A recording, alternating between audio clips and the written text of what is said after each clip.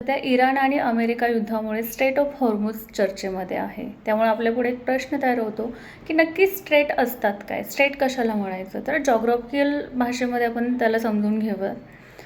लक्षात घ्या, स्ट्रेट कशाला म्हणायचं तर अशी वॉटर बॉडी जी किंवा असा पॅसेज जो दोन वॉटर बॉडीजना कनेक्ट करतो आणि दोन लँड मासेसना वेगळं करतो. म्हणजेच काय, आता इथे हा जो पॅसेज आहे, लक्षात घ्या, स्ट्रेट ऑफ हॉर्मुझ जो आहे तो इराण आणि ओमान या दोन कंट्रीजना वेगळं करतो आणि पर्शियन गल्फ आणि इंडियन ओशियनला कनेक्ट करतो.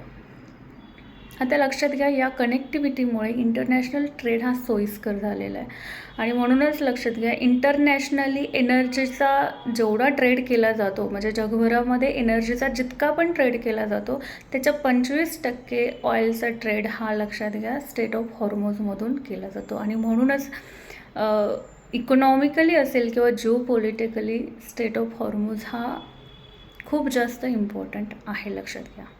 आता इथे अजून एक प्रश्न तयार होतो आपल्या पुढे की नक्की स्ट्रेट आणि कॅनल याच्यामध्ये फरक काय आहे. तसं पाहायला गेलं तर लक्षात घ्या, स्ट्रेट ज्या पद्धतीने काम करतात त्याच पद्धतीने कॅनलसुद्धा काम करतात. मात्र हे जे स्ट्रेट असतात ते नॅचरली फॉर्म्ड असतात, म्हणजे निसर्गाद्वारे किंवा नैसर्गिकरित्याच ते तयार झालेले असतात. मात्र लक्षात घ्या, जे कॅनल असतात, कॅनल हे मानवाद्वारे तयार केले जातात. आणि जर तुम्ही विड्थचा विचार केला, विड्थ, तर स्ट्रेट ऑफ हॉर्मुझ याची विड्थ जी आहे ती, लक्षात घ्या, नॅरो आहे.